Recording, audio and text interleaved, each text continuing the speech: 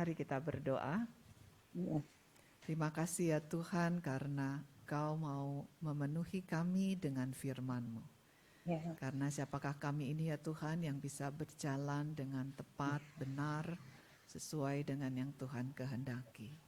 Ada banyak kali kami selalu menyimpang dan mengikuti keinginan-keinginan manusia kami. Kami mengucap syukur Tuhan begitu baik dan murah mau memberikan firman sehingga kami bisa berjalan dengan tepat dan benar. Tuhan berbicaralah kepada kami siap untuk mendengar firman-Mu. Di dalam nama Tuhan Yesus kami berdoa. Amin.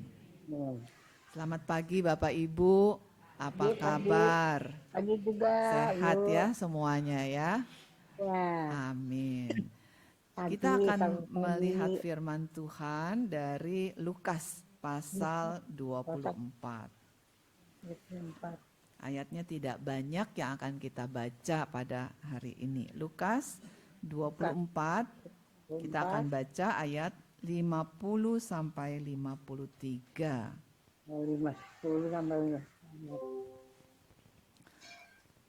Lukas 24 ayat 50 sampai 53. Nah, Bapak Ibu yang masih bisa buka Alkitab, masih bisa baca Alkitab, baik Alkitabnya yang buku maupun di handphone, silakan ya. Yang udah susah membukanya, mencarinya, biarlah boleh membuka telinganya. Atau kalau masih bisa lihat di layar, nah ini dibantu ya. Ada lebih jelas gitu ya. Dipilih huruf-hurufnya yang besar-besar gitu ya, supaya Bapak Ibu bisa membacanya dengan enak ya. Lukas 24 ayat 50 sampai 53. Bunyinya demikian. Lalu Yesus membawa mereka keluar kota sampai dekat Betania. Di situ ia mengangkat tangannya dan memberkati mereka. Dan ketika ia sedang memberkati mereka, ia berpisah dari mereka dan terangkat ke sorga. Mereka sujud menyembah kepadanya, lalu mereka pulang ke Yerusalem dengan sangat bersukacita. Mereka senantiasa berada di dalam bait Allah dan memuliakan Allah. Ya, demikian bunyi firman Tuhan. Perpisahan dengan seseorang itu meninggalkan rasa sedih ya. Iya. Kalau kita berpisah misalnya ada anak atau menantu atau cucu yang mesti tugas keluar kota gitu ya, kita menghantar ya. Cukup sedih gitu ya, enggak, karena tidak bertemu beberapa saat. Bahkan juga mungkin kalau itu adalah perpisahan yang disebabkan oleh kematian. Kita akan berduka, akan merasa kehilangan. Bapak Ibu yang sudah lanjut usia ini pasti pernah mengalami kan ya rasa perpisahan karena kematian. Ada? Atau ada yang belum pernah ada? Enggak ada semua. Gimana rasanya? Bersukacita gitu? Enggak, ya? Sedih lah. Pasti bersedih hati. Ya, itu satu peristiwa yang luar biasa gitu ya, menguras air mata, menguras energi. Kita akan berduka, mungkin bisa berhari-hari, berminggu-minggu, ada yang mungkin ada yang bertahun-tahun. Nah, para murid Tuhan Yesus, sebelum Yesus disalibkan, Yesus pernah berkata bahwa dia akan pergi dari mereka ke tempat di mana mereka tidak tahu jalan ke situ. Wah, murid-murid jadi sedih sekali dan rasa takut. Tapi kemudian tidak hanya itu, lalu terjadi peristiwa bagaimana Yesus kemudian ditangkap, diseret, dianiaya sampai disalibkan terus mati. Kesedihannya bertambah. Nggak hanya sedih tapi juga takut gitu ya, karena mereka adalah termasuk dari kelompok Tuhan Yesus, mungkin juga mereka akan bisa ditangkap gitu ya, dan mungkin juga akan disalibkan. Ya. Gak hanya sedih, berduka, takut, tapi bingung bagaimana nih sekarang. Dulu ada arahannya, ada Yesus, kemana-mana mereka ngikutin Yesus. Tapi sekarang jadi bingung. Namun setelah Yesus bangkit, dan selama beberapa minggu Yesus memperlihatkan dirinya kepada para murid itu, ya. Dan mereka sudah yakin, wah, Yesus bangkit, Yesus hidup, Yesus bersama mereka, Yesus menyertai mereka. Nah, bacaan kali ini yang kita baca itu ada satu kalimat yang bikin kita takjub, ya. Nah, ayat yang ke-52 atau 51 dan 52, ya. Ia berpisah dari mereka dan terangkat ke sorga. Mereka sujud menyembah kepadanya, lalu mereka pulang ke Yerusalem dengan sangat bersuka cita. Loh, berpisah kok bersuka cita, dan sukacitanya sangat lagi. Kan bikin bingung ya. Kenapa tuh ya? Berpisah, pada umumnya kita berpisah adalah bersedih. Berpisah berarti kita kehilangan gitu ya. Tapi kenapa nih murid-murid sangat bersuka cita? Kita jadi bingung ya. Kenapa tuh kita juga mau nih ya bisa sangat bersuka cita?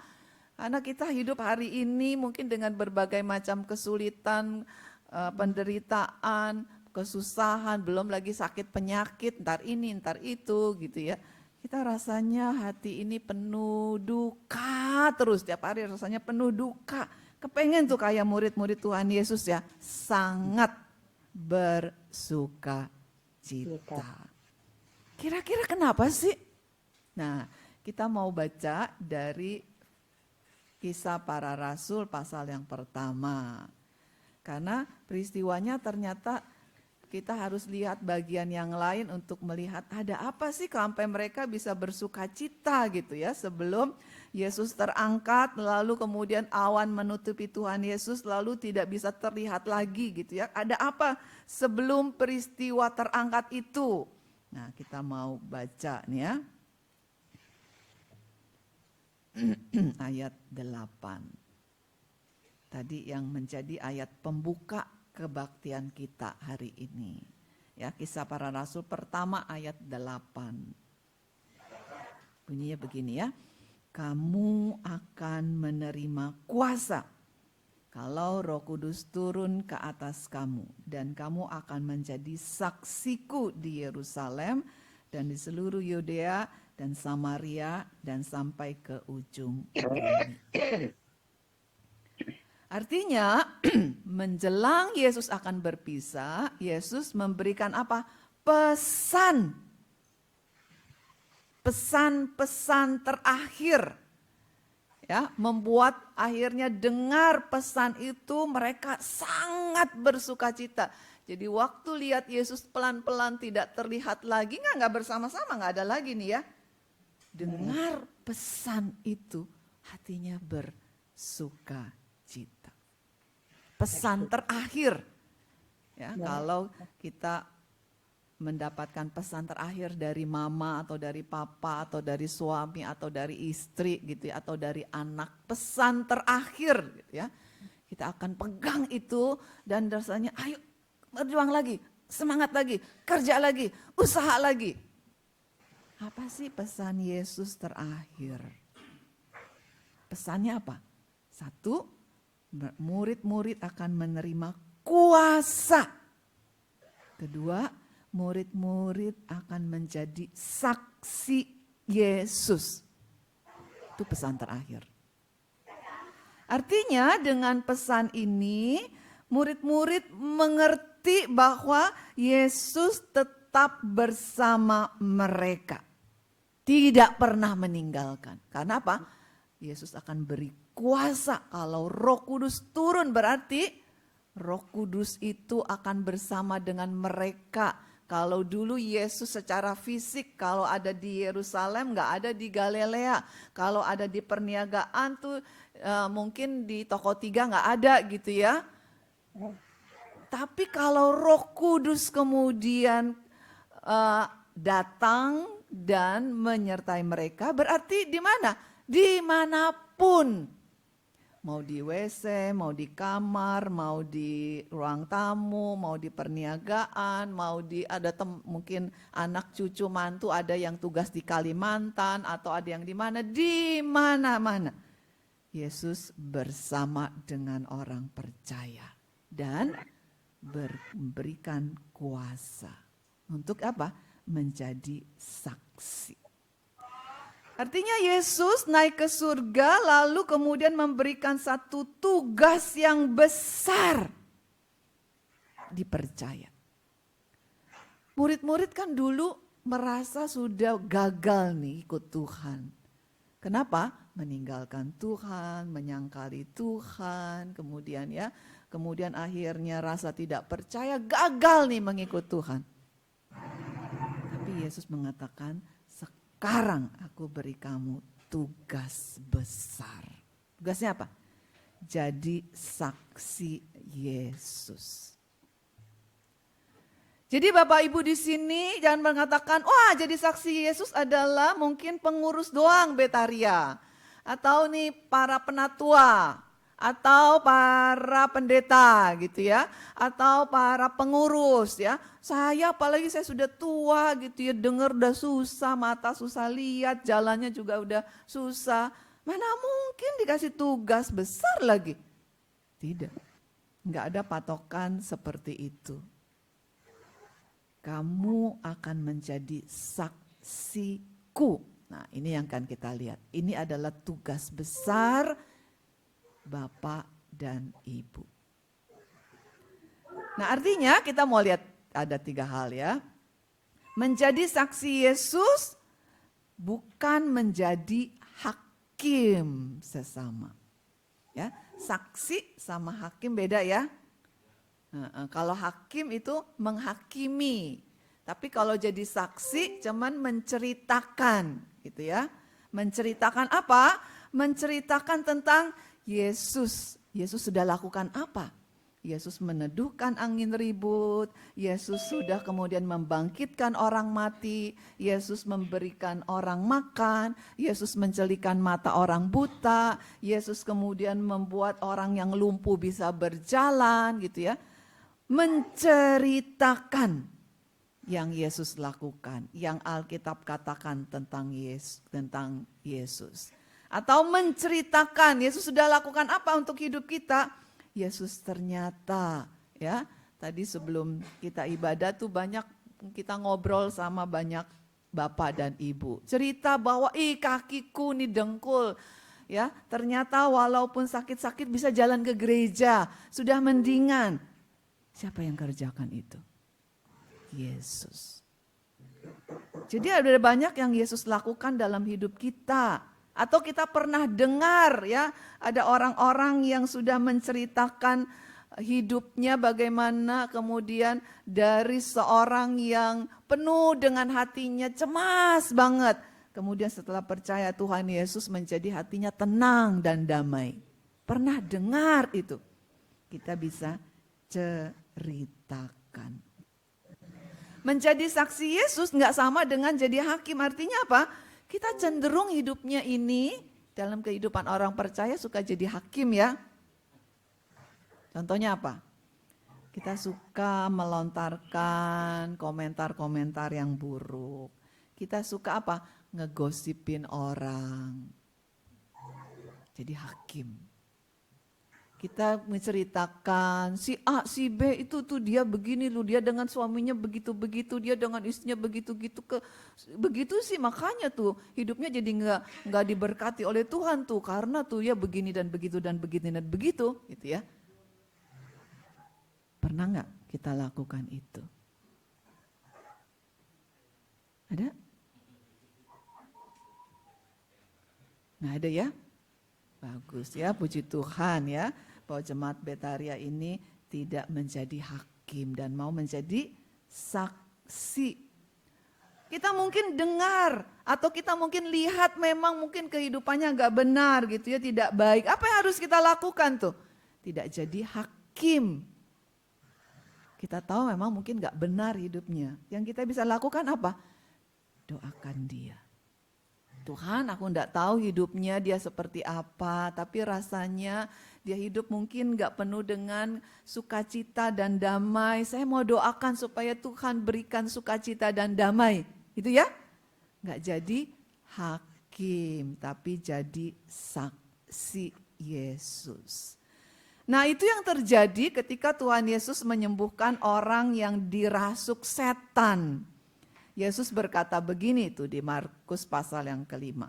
Pulanglah ke rumahmu kepada orang sekampungmu dan beritahukanlah kepada mereka segala sesuatu yang telah diperbuat oleh Tuhan atasmu dan bagaimana Tuhan telah mengasihi kamu. Apa yang terjadi kemudian? Orang itu kemudian pulang menceritakan. Dia nggak perlu khotbah, nggak perlu. Dia hanya apa? Ceritakan hidupku dulu aku dirasuk setan tapi kemudian Tuhan membebaskan saya sehingga sekarang saya jadi orang merdeka. Cukup begitu aja.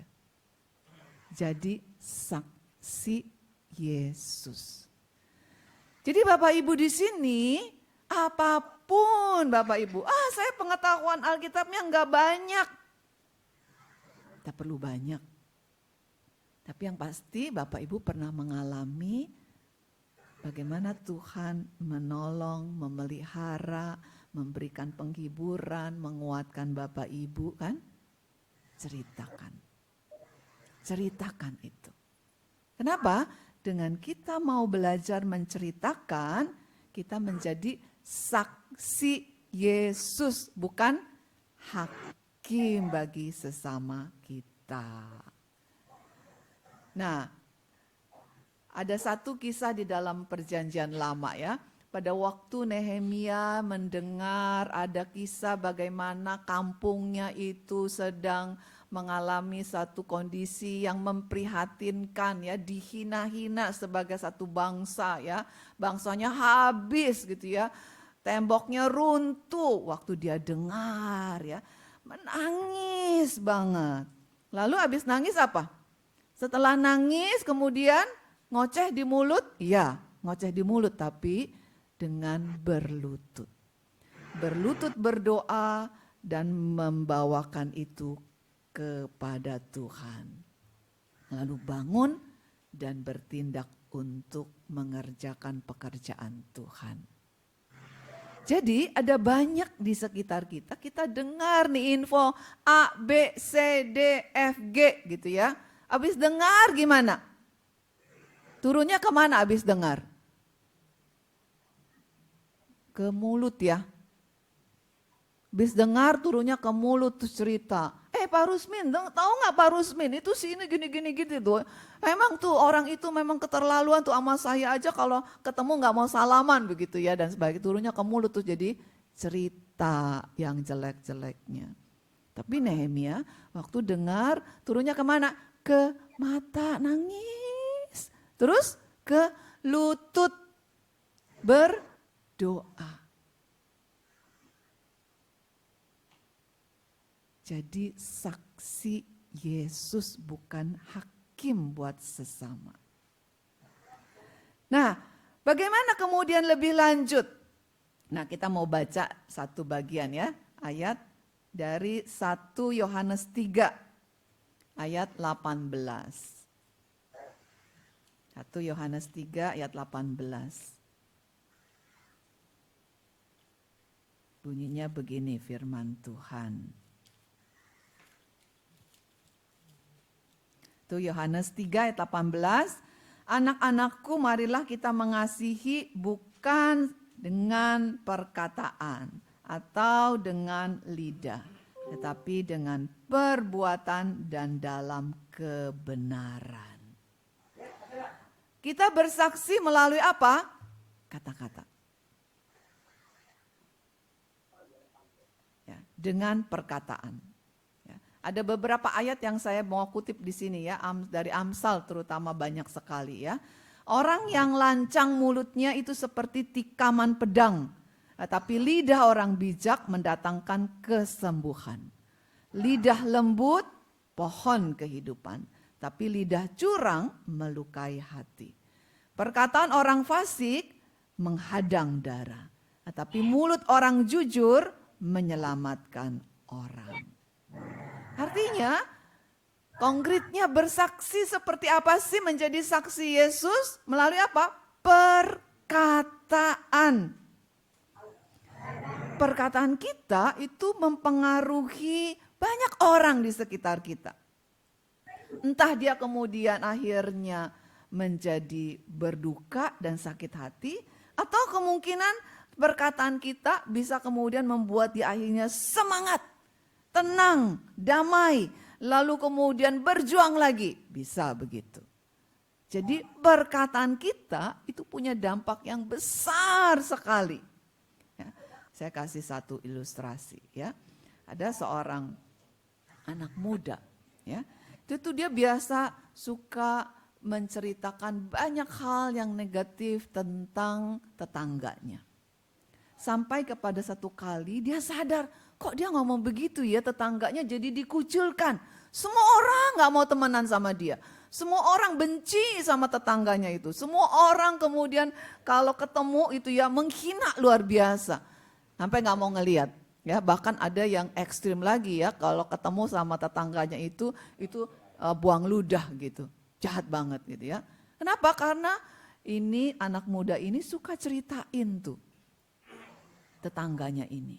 Satu kali dia sadar, aduh aku sudah mengucapkan kata-kata yang tidak benar. Lalu dia datang kepada seorang yang dianggap sesepuh gitu di daerahnya. Katakan gini, Pak, saya sudah melakukan hal yang salah banget ya. Tetangga saya kasihan sekali, akhirnya dia dikucilkan luar biasa sama semua para teman-teman dan tetangga. Apa yang harus saya lakukan? Nah, lalu sesepuh ini bilang gini, ambil kemoceng katanya. Ambil kemoceng. Nah, kamu jalan di daerah kita ini ya. Pas kemudian jalan, cabut tuh bulunya satu. Lempar ke langit ya, lempar ke udara. Jalan lagi, cabut, lempar sampai habis tuh ya bulu-bulu ayamnya itu. Terus dia datang ke sesepuhnya itu. Pak, udah selesai tugas saya. Apa yang harus saya lakukan lagi? Oke, sekarang kamu kumpulkan tuh bulu-bulu ayam itu yang sudah kamu tebarkan ke langit. Ya. Ambil tuh semua satu. Oke Pak, gampang itu. Terus dia kemudian jalan, diambilin gitu ya. Dia jalan lagi nggak ketemu, jalan lagi nggak ketemu lagi, jalan lagi nggak ketemu cuma berapa? 1, 2 bisa dihitung dengan jari. Terus dia datang kepada sesepuhnya itu, Pak, saya lemparkan banyak sekali, tapi saya cuma dapat segini. Ya bisa dihitung dengan jari itu cuma 5 Pak. Apa yang harus saya lakukan Pak? Bapaknya bilang gini, itu juga ucapan kamu. Ucapan yang baik atau ucapan yang tidak baik, itu seperti kamu lepaskan ke udara. Apa yang terjadi? Dia mungkin nempel di pohon, dia mungkin terhempas oleh kendaraan lalu lalang. Dia kemudian datang mungkin ke rumah seseorang, dia kemudian mungkin nempel di makanan seseorang ya. Semua terjadi, semua seperti itu, tersebar kemana-mana. Itu berarti kata-kata kamu yang sudah kamu ucapkan ke tetangga kamu tidak bisa kamu ambil kembali. Dia akan mempengaruhi semuanya itu. Dia kemudian akhirnya nangis luar biasa. Apa yang harus saya lakukan Pak kalau gitu? Saya sudah berbuat jahat banget sama tetangga saya. Doalah supaya Tuhan mengubah kata-kata yang sudah kamu ucapkan yang tidak baik itu menjadi kata-kata yang bisa berguna. Nah, Bapak Ibu yang dikasih oleh Tuhan, menjadi saksi Tuhan melalui apa? Perkataan. Perkataan kita kalau itu sudah terucap, mau itu baik atau buruk, itu nggak bisa diambil lagi. Coba bayangkan ya, kalau perkataan itu adalah bicara tentang Yesus yang luar biasa. Yesus yang memberikan pemeliharaan. Yesus yang maha kuasa. Yesus yang menyembuhkan. Yesus yang mati dan bangkit. Bayangkan, perkataan itu akan menyebar. Seperti ditiupkan angin itu bulu ayam. Orang akan dengar dan bisa menjadi percaya. Jadi ingat, perkataan kita penting sekali. Kita bisa bersaksi dengan baik. Kenapa? Ada kuasa yang sudah diberikan oleh Tuhan terhadap setiap kata-kata kita. Jadi pikirkan, saya ingin berkata-kata yang baik. Saya ingin mengucapkan kata-kata yang memberikan semangat. Saya ingin kata-kata saya adalah kata-kata perhatian. Saya ingin kata-kata saya adalah kata-kata kebenaran. Dengan itu saya menjadi saksi Tuhan Yesus. Tetapi lebih lanjut, bersaksi melalui apa? Perbuatan. Orang akan melihat perbuatan kita sebelum dia mau dengar kata-kata kita.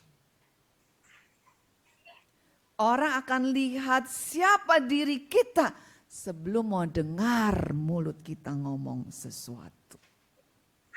Jadi kesaksian untuk Yesus itu memadukan apa? Perilaku kita dengan kata-kata kita. Dan perubahan yang terlihat dalam hidup kita itu akan menjadi saksi bagi Yesus yang besar buat orang-orang lain. Kalau kita kemudian bilang gitu ya, Yesus itu luar biasa mengasihi kita, kita harus saling mengasihi. Tapi kemudian hidup kita tidak ada saling mengasihi satu dengan yang lain. Dengan mungkin saudara, dengan mungkin keluarga, dengan mungkin tetangga. Dengan tetangga berantem melulu gitu ya. Bagaimana gitu ya? Orang akan mau dengar mulut kita. Karena dia akan lihat apa dulu? Hidup kita. Perbuatan kita, baru mau dengar mulut kita. Nah, saya ajak kita baca satu ayat dari Matius pasal 5 ayat 16. Nah, ini akan menjadi ayat hafalan kita. Matius 5 ayat 16. Matius 5 ayat 16. Demikianlah hendaknya terangmu bercahaya di depan orang, supaya mereka melihat perbuatanmu yang baik dan memuliakan Bapamu yang di sorga. Perbuatanmu yang baik. Nah, saya mau memberikan ilustrasinya pakai kisah perumpamaan orang Samaria. Ya. Bapak Ibu yang dikasih oleh Tuhan, orang Samaria dengan orang Yahudi itu sebenarnya akarnya sama-sama Yahudi. Tetapi orang Samaria ini dianggap tidak Yahudi tulen. Kenapa? Sudah kawin campur sama bangsa lain. Jadi bukan Yahudi tulen, kawinnya dengan Yahudi. Dia kawinnya sama bangsa Moab, bangsa Mesir lah. Jadi dianggap ini sudah terkontaminasi, enggak Yahudi tulen. Jadi orang Yahudi itu selalu hina nih orang Samaria. Dianggap masyarakat rendahan, dianggap kamu orang berdosa, dianggap kamu orang enggak layak di hadapan Tuhan. Dihina terus. Jadi mereka tuh gegeran terus, musuhan terus.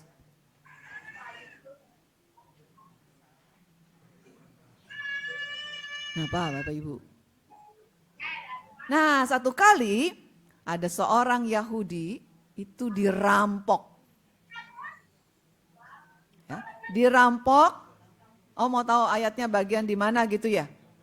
Itu di Lukas pasal 10, ya. Dirampok sampai habis-habisan, hartanya semua habis. Tergeletak, hampir mau mati.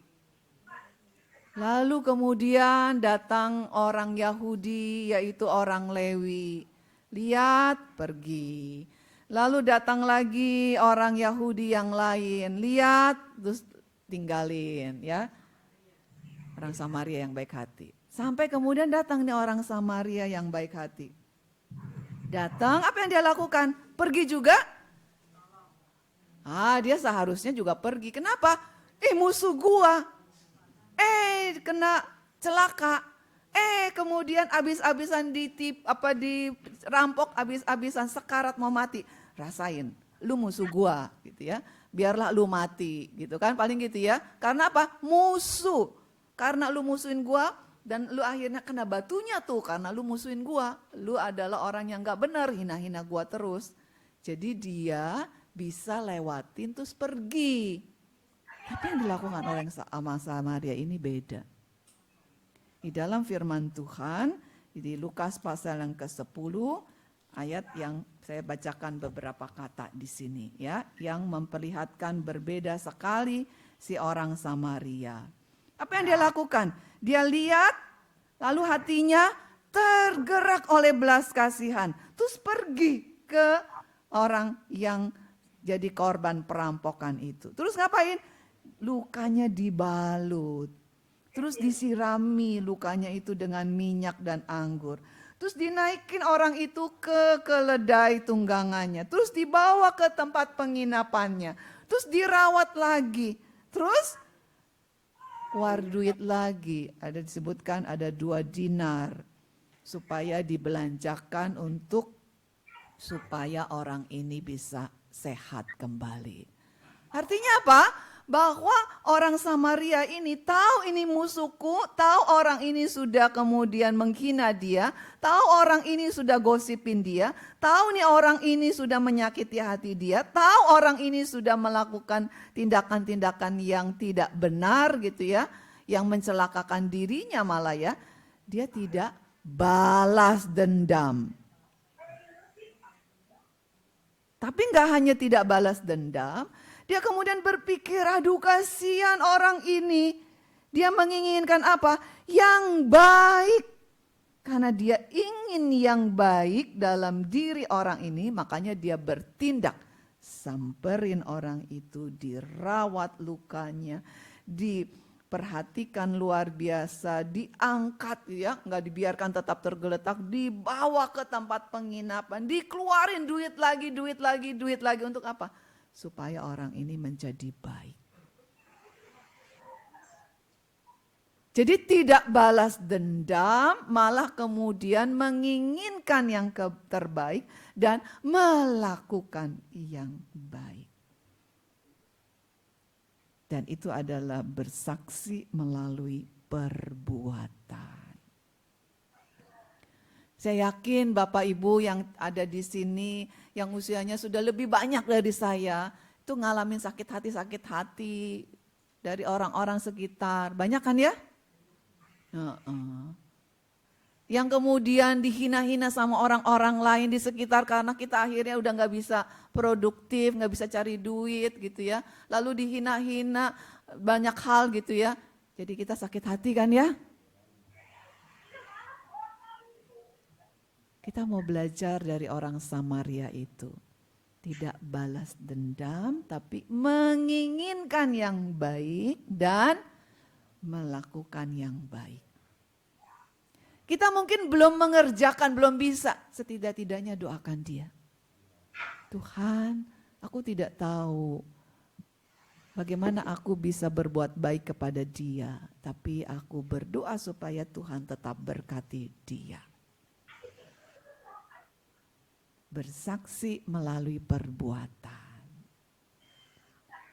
Nah, Bapak Ibu ingin sangat bersuka cita? Ingin, ya. Tuhan Yesus kasih pesan besar, apa? Jadi saksiku. Melalui apa? Mulut dan perbuatan. Jadi saksi ya, jangan jadi hakim ya. Ya, jangan jadi hakim, jadi saksi. Jadi ceritakan apa? Yesus ceritakan apa yang sudah Bapak Ibu alami. Atau gimana saya menceritakan Yesus gitu ya, saya nggak tahu ngomongnya. Atau ya pulang dari sini setelah kebaktian, setidak-tidaknya saya ceritakan yang saya dengar hari ini di ruang kebaktian ini. Tapi saya nggak ingat lagi kalau udah keluar dari ruang kebaktian ini udah lupa semuanya itu. Nggak bisa ingat lagi, nggak apa-apa.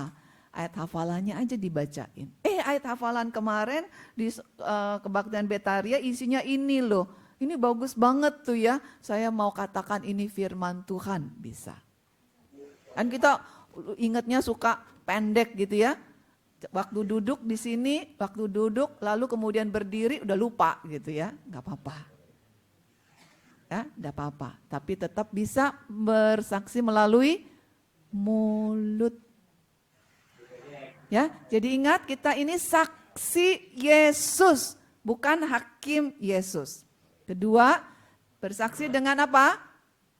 Mulut. Dengan perbuatan. Nah, ayat hafalannya dari Matius 5 ya, ayat 16. Saya bacakan ulang. Demikianlah hendaknya terangmu bercahaya di depan orang supaya mereka melihat perbuatanmu yang baik dan memuliakan Bapamu yang di sorga. Amin. Kita berdoa. Tuhan, kami ingin bersuka cita seperti para murid. Karena mereka ingat terus bahwa mereka dapat pesan yang besar. Mereka dipercaya tugas besar menjadi saksi Yesus. Demikian juga kami di sini Tuhan. Kami memang sudah tua, fisik makin terus melemah. Tapi pesan ini juga untuk kami. Bahwa kami adalah saksi Yesus. Tuhan tolong kami. Mulut kami ternyata masih bisa kami pakai menjadi saksi Yesus. Hidup kami, perbuatan-perbuatan baik kami, sekecil apapun, bisa membuat kami menjadi saksi Yesus. Oleh sebab itu Tuhan, tolonglah para bapak, ibu yang hadir saat ini. Agar kami bisa menjadi saksi Yesus dimanapun, di rumah, bersama dengan tetangga, atau bersama dengan anak cucu, menantu, bahkan saudara-saudara. Tuhan tolong kami, karena Engkau juga mempercayakan kepada kami yang para lansia ini, untuk menjadi saksi Yesus. Tolong kami Tuhan. Di dalam nama Tuhan Yesus kami mengucap syukur. Amin.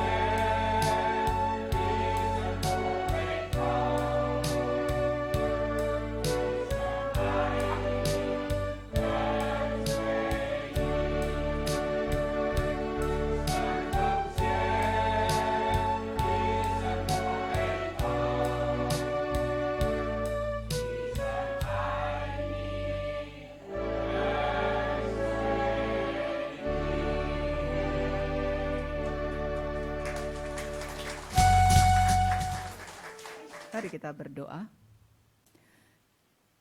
Ingatkan kami ya Tuhan akan pesan-Mu, bahwa kami akan menjadi saksi Yesus. Kami akan menjadi saksi Yesus melalui perkataan kami dan perbuatan kami. Kami adalah orang yang beruntung karena dikasihi oleh Tuhan Yesus. Dan Tuhan Yesus bersama dengan kami. Kami akan meninggalkan ruangan ini kembali kepada kehidupan kami. Berkatilah kami ya Tuhan. Tuhan memberkati engkau dan melindungi engkau. Tuhan menyinari engkau dengan wajah-Nya dan memberi engkau kasih karunia. Tuhan menghadapkan wajah-Nya kepadamu dan memberi engkau damai sejahtera. Dari saat ini sampai kedatangannya yang kedua kalinya. Amin.